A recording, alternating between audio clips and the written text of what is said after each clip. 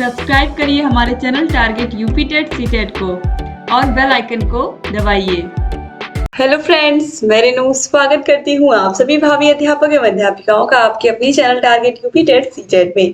दोस्तों, आज इस वीडियो में हम आपके डीएलएड फर्स्ट सेमेस्टर के साइंस सब्जेक्ट के राजन सीरीज के मोस्ट इंपोर्टेंट बहुविकल्पी क्वेश्चंस को करने वाले हैं। जितने भी क्वेश्चन है यहाँ पर आप ध्यान से देखिएगा और सारे के सारे प्रश्न बहुत बहुत इंपॉर्टेंट है, क्योंकि चाहे राजन सीरीज हो चाहे पवन सीरीज हो, दोनों ही हमने पढ़ाया है, आप लोगों को पता है। तो दोनों सीरीज को पढ़ाने का एक ही उद्देश्य है, कहीं से भी कोई भी क्वेश्चन आपके एग्जाम में आए तो वो मिस ना हो। दोस्तों चलिए स्टार्ट करते हैं क्वेश्चन नंबर 1 से। निम्न में से कौन जल में घुलनशील विटामिन है? Vitamin A, B, C, A, D, E, K या इनमें से कोई नहीं। दोस्तों आपको पता है जल में घुलनशील और वसा में घुलनशील, यही दो प्रकार के विटामिन होते हैं। तो जो वसा में घुलनशील होते हैं वो होते हैं, जैसे कि आप एक कीड़ा लीजिए और उसको आपने क्या किया, एक पानी में एक बीकर में डाल दिया, पानी भरा हुआ बीकर है उसमें आपने डाल दिया, तो क्या कीड़ा डालने से कीड़ा इसमें मिल जाएगा? पानी में नहीं मिलेगा ना। जैसे अगर आपने पानी में चीनी डाला, नमक डाला तो मिल गया, लेकिन कीड़ा मिलेगा? नहीं मिलेगा। यानी कि यह जल में घुलनशील नहीं, कीड़ा जल में घुलनशील नहीं है। तो जल में नहीं है तो किस में है? वसा में है। अब अगर ये वसा में है तो बचे हुए कौन है? विटामिन बी, सी तो है। तो बी, सी क्या हो गया? जल में घुलनशील, और वसा में के, ई, डी, ए यानी कि कीड़ा। तो इस तरीके से आप याद रखोगे तो बी, सी जल में घुलनशील हो गए, तो ऑप्शन ब जो है वो सही हो जाएगा। और वसा में घुलनशील के, ई, डी, ए कीड़ा। तो क्वेश्चन नंबर 2 यही पूछा है, निम्न में से कौन सा वसा में घुलनशील विटामिन है? तो यहाँ पर देखिए के, ई, डी और ए, तो ऑप्शन आ जो है ये सही हो जाएगा। तो इस तरीके से ये फॉर्मूला आप याद रखिएगा, कभी मत भूलिएगा, क्योंकि ये हमेशा आपके काम आएगा। क्वेश्चन नंबर 3 है, स्कर्वी रोग की पहचान है? मसूड़ों से रक्तस्राव, हाथ का फूलना, रुधिर क्षीणता या इनमें से कोई नहीं।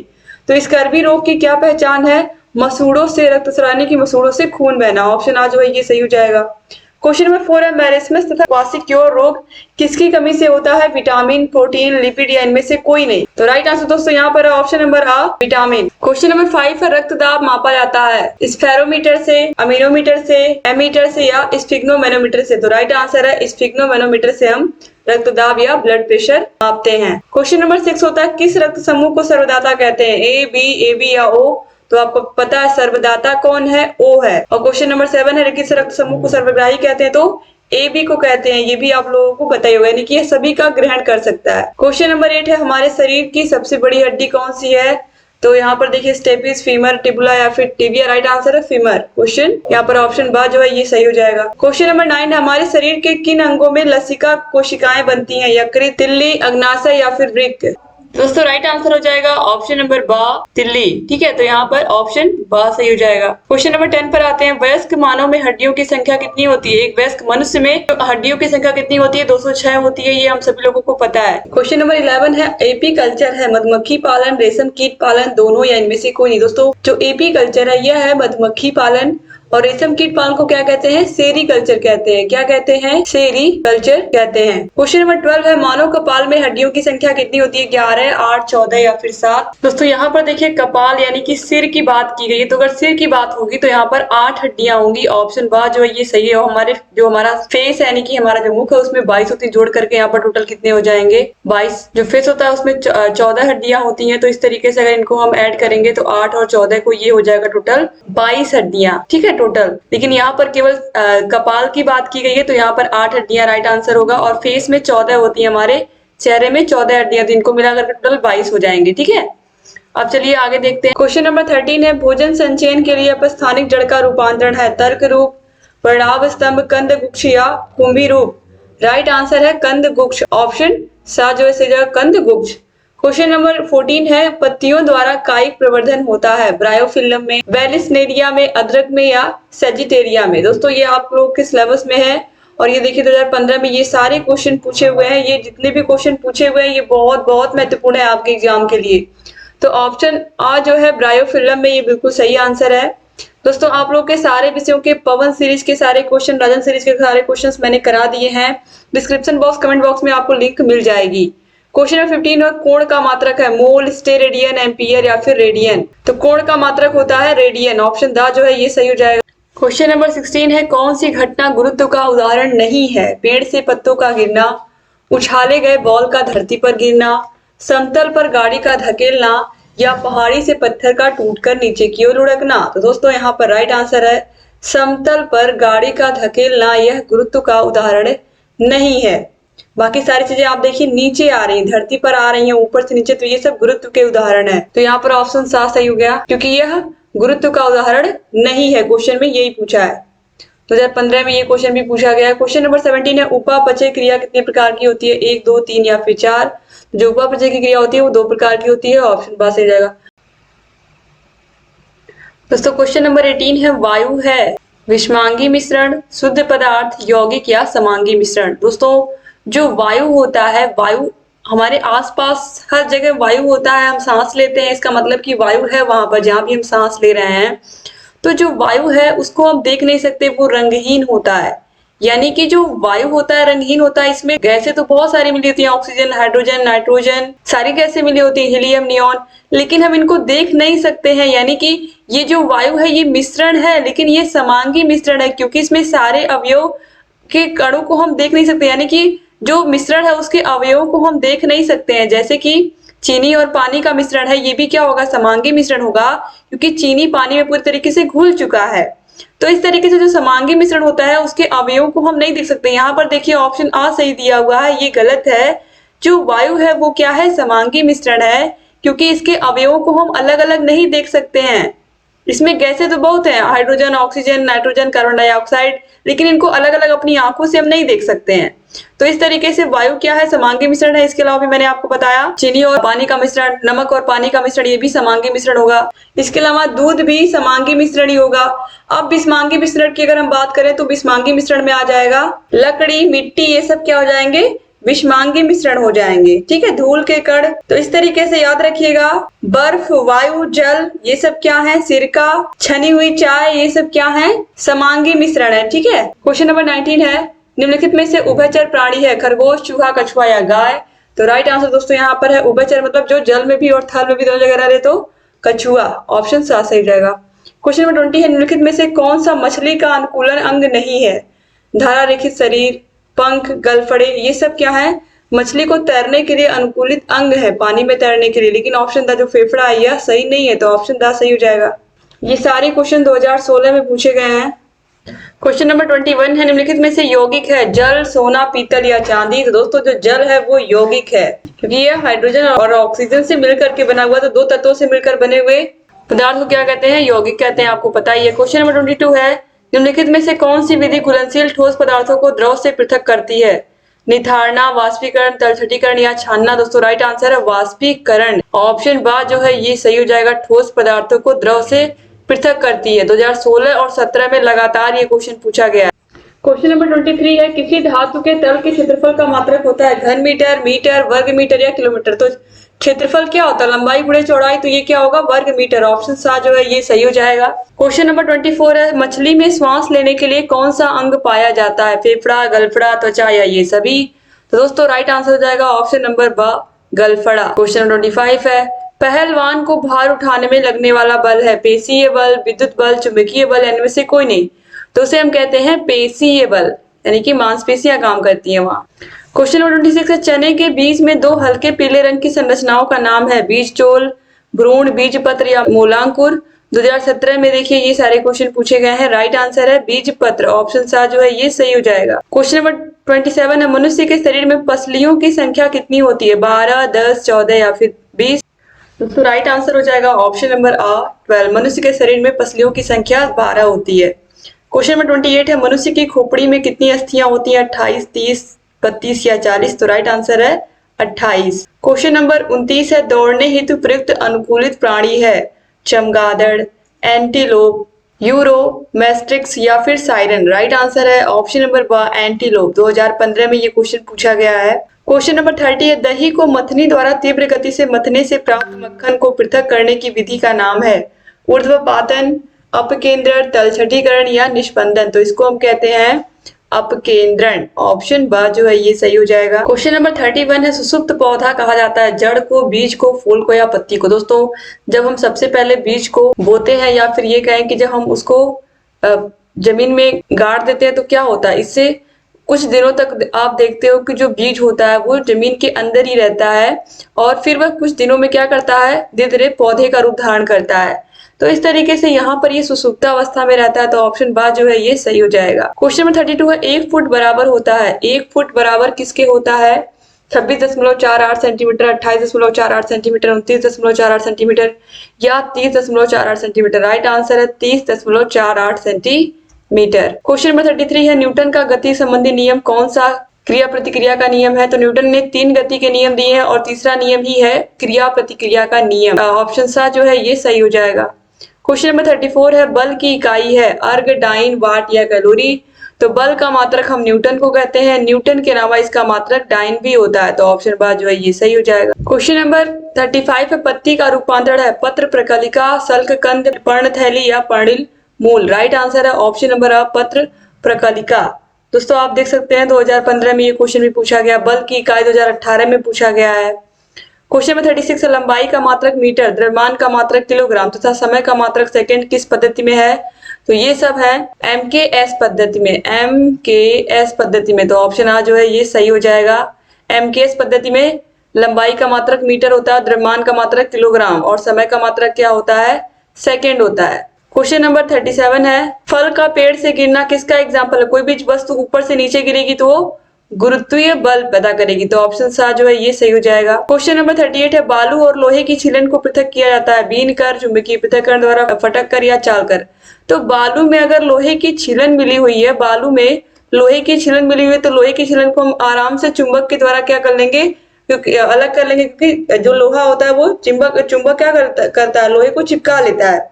तो इस तरीके से आसानी से हम लोहे के टुकड़ों को बालू में से अलग कर लेंगे, बालू को तो चिपकाएगा नहीं चुंबक, तो इस तरीके से ऑप्शन बा जो है चुंबकीय पृथक्करण विधि इससे अलग कर लेंगे। देखिए 2019 में सारे क्वेश्चन पूछे गए हैं। क्वेश्चन नंबर 39 है पत्ती द्वारा जनन होता है अजूबा में, बबूल में, केला में या आम में। दोस्तों पत्ती द्वारा जनन होता है केला में, ऑप्शन सा जो है ये सही हो जाएगा।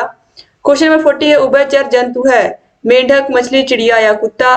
तो उभयचर जंतु जो जल में और थल में दोनों जगह रहते हैं तो मेंढक है, इसके अलावा कछुआ भी है। क्वेश्चन नंबर 41 है द्रव्यमान का मात्रक क्या है? कुंतल, किलोग्राम, ग्राम या न्यूटन। दोस्तों इस वीडियो में आप लोग का जो डीएलएड फर्स्ट सेमेस्टर का साइंस है ये पूरा मैं खत्म कर दे रही हूँ इस एक ही वीडियो में। तो एक ही वीडियो में आपके पूरे साइंस के सारे क्वेश्चन इस राजन सीरीज के खत्म हो जाएंगे। तो चलिए क्वेश्चन नंबर 41 देखते हैं। द्रव्यमान का मात्रक किलोग्राम होता है, आपको पता ही है, तो ऑप्शन बा जो है ये सही हो जाएगा। क्वेश्चन नंबर 42 है टांका क्या है? जल संचयन की विधि, सिलाई करने की विधि, बांग्लादेश की मुद्रा या प्रदूषण मापने की विधि। तो टांका सिलाई करने की एक विधि होती है, टांका लगाना बोलते हैं ना, तो ऑप्शन बा जो है 2015 में देखिए क्वेश्चन पूछा गया है। Question number 43 touch me not कहते हैं नागफनी को, गुलाब को, छुई मुई को या इन सभी को। टच मी नॉट ये छुई मुई को कहते हैं, क्योंकि छुई मुई का पता जैसे ही आप छूते तुरंत वो मुरझा जाता है। क्वेश्चन नंबर 44 है नारियल तथा कमल में कौन सा प्रकीर्णन होता है? वायु प्रकीर्णन, जल प्रकीर्णन, जंतुओं द्वारा प्रकीर्णन या ये सभी। तो राइट आंसर है दोस्तों यहाँ पर क्वेश्चन नंबर 44 में कह रहा है नारियल तथा कमल में कौन सा प्रकीर्णन होता है? वायु प्रकीर्णन, जल प्रकीर्णन, जंतुओं द्वारा प्रकीर्णन या ये सभी। तो दोस्तों नारियल और कमल में जल प्रकीर्णन होता है, तो ऑप्शन बा जो है ये सही हो जाएगा। क्वेश्चन नंबर 45 है मानव शरीर में पाई जाने वाली पाचक ग्रंथियां यकृत, अग्नाशय, लार ग्रंथि या ये सभी। तो मानव शरीर में पाई जाने वाली ग्रंथियां यकृत भी है, अग्नाशय भी है, लार ग्रंथि भी है, तो ऑप्शन दा जो है ये राइट आंसर हो जाएगा। क्वेश्चन नंबर 46 है इंसुलिन हार्मोन जो अग्नाशय से निकलता है इसकी कमी से क्या होता है? पीलिया, कैंसर, टीबी या मधुमेह। तो होता है मधुमेह यानी कि शुगर। क्वेश्चन नंबर 47 है मानव शरीर में सबसे बड़ी पाचक ग्रंथि क्या है? यकृत, अग्नाशय, लार ग्रंथि या मधुमेह। दोस्तों मानव शरीर में सबसे बड़ी पाचक ग्रंथि होती है यकृत, ऑप्शन आ जो है ये सही हो जाएगा। क्वेश्चन नंबर 48 है पित्त रस का निर्माण करता है पित्ताशय, यकृत, हृदय या बड़ी आंत। दोस्तों पित्त रस का निर्माण करता है यकृत, ऑप्शन बा जो है ये सही हो जाएगा। क्वेश्चन नंबर 49 है मानव दांतों के प्रकार होते हैं तो कृदनक, रदनक, प्रचवर्ण, चवर्ण या ये सभी। तो राइट आंसर होगा ऑप्शन नंबर दा ये सभी। क्वेश्चन नंबर 50 है दांतों की कठोरता किसके कारण होती है? तो दांतों में जो कठोरता होती है, मजबूती होती है, किसके कारण होती है? कैल्शियम, इनेमल, आयरन या इनमें से कोई नहीं। राइट आंसर है इनेमल के कारण। क्वेश्चन 51 है अग्नाशय की लैंगर हैंस की दीपिकाएं किसका श्रावण करती हैं? इंसुलिन, पित्त रस, अग्नाशयी रस या इन सभी का।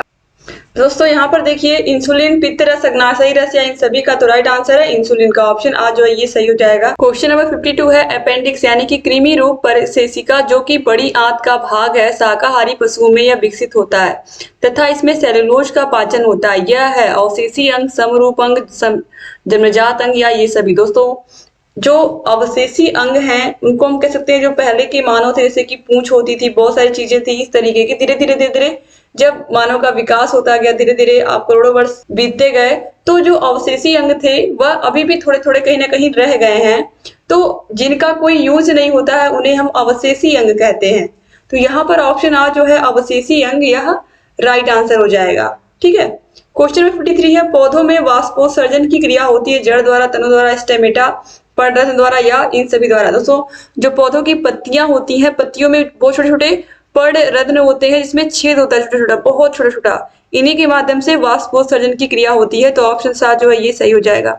क्वेश्चन नंबर 54 है लाइकेन है परजीवी, सहजीवी, मृतोपजीवी या ये सभी। तो दोस्तों जो लाइकेन है यह सहजीवी है, यानी कि किसी भी पौधे के साथ साथ यह बढ़ता है। तो यहाँ पर ऑप्शन बात जो है ये सही हो जाएगा। क्वेश्चन नंबर 55 है परजीवी पौधा है अमरबेल, चंदन, रेफ्लिसिया या ये सभी। दोस्तों यहाँ पर ऑप्शन आ जो है अमरबेल ये सही है, क्योंकि अमरबेल जो ये पौधा है ये जिस भी पौधे के ऊपर चढ़ता है ये उसी पर बिल्कुल आश्रित हो जाता है। और यह जो पौधा है अमरबेल ये पूरी तरीके से क्या करता है, ये भोजन भी नहीं बनाता है, जो जिस पौधे के ऊपर ही चढ़ता है उसी पौधे से ये भोजन भी लेने लगता है। इस कारण से जिस पौधे पर ये चढ़ जाता है उसके ऊपर पूरी तरीके से ये फैल जाता है और फिर धीरे धीरे वो पौधा सूख जाता है इसकी वजह से। क्वेश्चन नंबर 56 है कीट भक्षी पौधों का भक्षण नाइट्रोजन की कमी को पूर्ण करने के लिए करते हैं। कीट भक्षी पौधे हैं, कीट भक्षी पौधे जो होते हैं वो कीटों का भक्षण नाइट्रोजन की कमी को पूरा करने के लिए करते हैं, ये तो आपको पता ही है। तो ये कौन कौन से पौधे हैं, ड्रोसेरा, नेफेंथीज, यूट्रिकुलेरिया या ये सभी। तो दोस्तों ड्रोसेरा, नेफेंथीज, यूट्रिकुलेरिया ये सभी हैं। तो ऑप्शन दा जो है ये सभी हैं। ये दोस्तों ये सारे क्वेश्चंस यूपी टेट वगैरह में भी पूछे गए हैं, सीटेट नहीं बल्कि जो अदर स्टेट के टेट होते हैं उनमें पूछे गए हैं। तो ये क्वेश्चन इंपॉर्टेंट है। क्वेश्चन नंबर 57 है जलीय कीट भक्षी पौधा है ड्रोसेरा, नेफेंथीज, यूट्रिकुलेरिया या ये सभी। तो राइट आंसर दोस्तों यहाँ पर है ऑप्शन नंबर सा यूट्रिकुलेरिया। जो ड्रोसेरा है और नेफेंथीज है ये जल में नहीं रहते हैं, ठीक है। तो यूट्रिकुलेरिया यहाँ पर राइट आंसर हो जाएगा। तो जलीय कीट बच्ची पौधा कौन सा, अगर एग्जाम में पूछेगा, अतलगुत्री में पूछता है जलीय कीट बच्ची पौधा है, तो आप आसानी से यहाँ पर यूट्रिकुलेरिया ऑप्शन में दिया ही होगा। और अगर अतिलघुत्री में पूछता है तब आप क्या करोगे, तब आप यूट्रिकुलेरिया वहां पर लिखोगे। जलीय पौधा अगर पूछता है कि एक जलीय कीट भक्षी पौधे का नाम लिखे तो आप यूट्रिकुलेरिया आसानी से लिख सकते हैं, ये जल में रहने वाला पौधा है। क्वेश्चन नंबर 58 है एक बीज पत्री पौधों की क्या विशेषताएं होती हैं जिनमें केवल एक बीज होता है। इनकी पत्तियों में समांतर सिरा विन्यास पाया जाता है, बीजों में केवल एक बीज पत्र जैसे कि मक्का, धान, गेहूं पाया जाता है, आ तथा ब दोनों या इनमें से कोई नहीं। दोस्तों राइट आंसर है ऑप्शन नंबर सा आ और ब दोनों। क्वेश्चन नंबर 59 है द्विबीजपत्री पौधों की क्या विशेषताएं होती हैं। द्विबीजपत्री जैसे कि दालों में चना, मटर, सरसों ये सब द्विबीजपत्री पौधे हैं। तो इनकी पत्तियों में जालिकावत सिरा विन्यास पाया जाता है। इन बीजों में दो बीज पत्र यानी कि जैसे दाल, चना, मटर, आप इनको जब इनके बीजों को अलग करोगे आप देखोगे दो अलग अलग पार्ट में ये देखने को मिलते हैं। तो ऑप्शन सा जो है आ और बा दोनों ये सही हो जाएगा। क्वेश्चन नंबर 60 है स्वपोषी जो अपना भोजन स्वयं बनाते हैं जंतु, पौधे, कवक या विषाणु। तो जो अपना भोजन स्वयं बनाते हैं वे होते हैं पौधे, यानी कि पौधे स्वपोषी होते हैं। क्वेश्चन नंबर 61 है मत्स्य यानी कि मछली में अनुकूलन है, ये गलफड़ों द्वारा श्वसन करते हैं, इनके शरीर का आकार नाव के आकार का होता है, आ और बा दोनों या इनमें से कोई नहीं। तो दोस्तों यहाँ पर राइट आंसर हो जाएगा ऑप्शन नंबर सा आ और बा दोनों। ये गलफड़ों से सांस लेते हैं और इनके शरीर का आकार भी आप देखोगे नाव के आकार का होता है। क्वेश्चन नंबर 62 है पौधों की पत्तियों द्वारा जल का वाष्प के रूप में निकलना कहलाता है रसारोहण, वाष्पोत्सर्जन, जल संचयन, इनमें से कोई नहीं। तो दोस्तों यहाँ पर राइट आंसर हो जाएगा ऑप्शन नंबर ब वाष्पोत्सर्जन। दोस्तों एग्जाम में कॉपी कैसे लिखें ये वीडियो मैंने आप लोगों के लिए बनाई है, आप लोग प्लीज उस वीडियो को देख लीजिएगा। अगर वाकई में आप अच्छे से अच्छा नंबर लेकर के आना चाहते हैं डीएलएड में तो आप लोग प्लीज उस वीडियो को देखना मत भूलिएगा। क्वेश्चन नंबर 63 है पत्तियों का रंग होता है, पत्तियों का रंग हरा होता है किसी कारण, ये तो आप सभी लोगों को पता ही है, पर्णहरिम या क्लोरोफिल के कारण जो पत्तियां होती हैं उनका रंग हरा होता है। क्वेश्चन नंबर 64 है प्रकाश संश्लेषण की क्रिया होती है पौधों में, जंतुओं में, कवकों में या विषाणुओं में। तो कहाँ होती है, पौधे अपना भोजन बनाते हैं प्रकाश संश्लेषण की क्रिया यानी कि फोटोसिंथेसिस से। ऑप्शन आ सही हो जाएगा। क्वेश्चन नंबर 65 है, प्रकाश संश्लेषण का उत्पाद क्या है? मंड, ऑक्सीजन, आ और बा दोनों या सूर्य का प्रकाश? दोस्तों जब प्रकाश संश्लेषण की प्रक्रिया पूरी होती है तो हमें ऑक्सीजन मिलता है और स्टार्च। तो ऑप्शन सा जो है आ और बा दोनों, ये सही हो जाएगा। क्वेश्चन नंबर 66 है, मानव श्वसन करता है नाक द्वारा, फेफड़ों द्वारा, गलफड़ों द्वारा या ये सभी? राइट आंसर है फेफड़ों द्वारा। मनुष्य सांस लेता है, ऑप्शन बा सही हो जाएगा। क्वेश्चन नंबर 67 है, पौधे श्वसन क्रिया में कौन सी गैस लेते हैं? कार्बन डाइऑक्साइड, ऑक्सीजन, नाइट्रोजन या फिर कार्बन मोनोऑक्साइड? तो पौधे क्या लेते हैं? कार्बन डाइऑक्साइड गैस लेते हैं श्वसन की क्रिया में, जबकि मनुष्य क्या लेता है? ऑक्सीजन गैस लेता है। क्वेश्चन नंबर 68 है, मरुस्थलीय पौधे नागफनी की पत्तियां रूपांतरित हो जाती हैं। आपको पता है कि जितने भी मरुस्थलीय पौधे, तो क्योंकि मरुस्थल में पानी कम होता है इसीलिए वहां के जो पौधों की पत्तियां होती हैं वो कांटों में परिवर्तित हो जाती हैं या कांटों में रूपांतरित हो जाती हैं। तो ऑप्शन आ जो है ये सही हो जाएगा। क्वेश्चन नंबर 69 है, मेढक है जलचर, थलचर, उभयचर या नभचर? तो राइट आंसर है दोस्तों जो मेढक है ये क्या है? ये उभयचर है, जल और स्थल दोनों पर रहता है। क्वेश्चन नंबर 70 है, चेहरे में हड्डियों की संख्या कितनी होती है? 7, 3, 14 या 13? दोस्तों चेहरे की जो हड्डियां होती हैं वो कितनी होती है? 7, 3, 14 या 13? तो राइट आंसर है 14 होती हैं। ऑप्शन सा जो है ये सही हो जाएगा। दोस्तों फर्स्ट सेमेस्टर के जितने भी सब्जेक्ट, सारे के सारे सब्जेक्ट की वीडियोस आपको मिल जाएगी। पवन से ज्यादा सीरीज का पूरा सॉल्व मिल जाएगा। डिस्क्रिप्शन बॉक्स, कमेंट बॉक्स में आप सारे के सारे वीडियोस को देख सकते हैं। क्वेश्चन नंबर 71 है, कंडरा जोड़ती है हड्डियों को हड्डियों से, पेशियों को पेशियों से, तंत्रिका तंत्र को पेशी से, पेशियों को हड्डियों से? तो दोस्तों जो कंडरा है यह जोड़ती है पेशियों को हड्डियों से। तो ऑप्शन दा जो है ये सही हो जाएगा। क्वेश्चन नंबर 72 है, हमारे शरीर की सबसे छोटी हड्डी है? दोस्तों हमारे शरीर की सबसे छोटी हड्डी यहाँ पर देखिए स्टेपिज, फीमर, इंकस है, इनमें से कोई नहीं दिया है। तो राइट आंसर दोस्तों यहाँ पर स्टेपिज हड्डी, और ये कहाँ पाई जाती है? हमारे कान में पाई जाती है, ठीक है। और फीमर सबसे बड़ी हड्डी होती है। क्वेश्चन नंबर 73 है, इनमें से कौन सा रोग विटामिन की कमी से होता है? अपूर्णता रोग, कैंसर, टीबी, इनमें से कोई नहीं। तो जो अपूर्णता रोग है यह विटामिन की कमी से होता है, ऑप्शन आ सही हो जाएगा। क्वेश्चन नंबर 74 है, एक गज बराबर होता है 5 फुट, 4 फुट, 3 फुट या 2 फुट? तो होता है 3 फुट, क्योंकि आपने सुना होगा कोरोना में 2 गज की दूरी मास्क है जरूरी। तो 2 गज मतलब 3 फुट, और 3 फुट यानी कि 6 फुट की दूरी। 6 फुट को हमने 2 गज कहा, तो 1 गज में 3 फुट होते हैं, ठीक है। तो याद रखिएगा इस तरीके से। क्वेश्चन नंबर 75 है, भूमि से जल एवं खनिज लवणों का अवशोषण करती है तथा पौधों को भूमि में स्थिर रखती है? जड़, तना, पत्ती या ये सभी? तो भूमि से जल और खनिज लवणों का अवशोषण कौन करता है? जड़ करती है, और पौधों को भूमि में स्थिर भी रखती है, तो ये जड़ का ही काम है। तो ऑप्शन आ सही हो जाएगा। क्वेश्चन नंबर 76 है, जल तथा खनिज लवणों का संवहन करता है? जाइलम, फ्लोएम, कैम्बियम या इनमें से कोई नहीं? तो ज से जल और ज से जाइलम, याद रखिएगा बहुत इंपॉर्टेंट है। ज से जल और खनिज लवणों का संवहन कौन करता है? पौधों में जाइलम करता है। अब क्वेश्चन नंबर 77 है, भोज्य पदार्थों का संवहन कौन करता है? भोज्य पदार्थ यानी कि फूड, यानी कि भोजन। तो फूड फ से, यहाँ पर देखिए एफ फूड, और ये करता है एफ से फ्लोएम।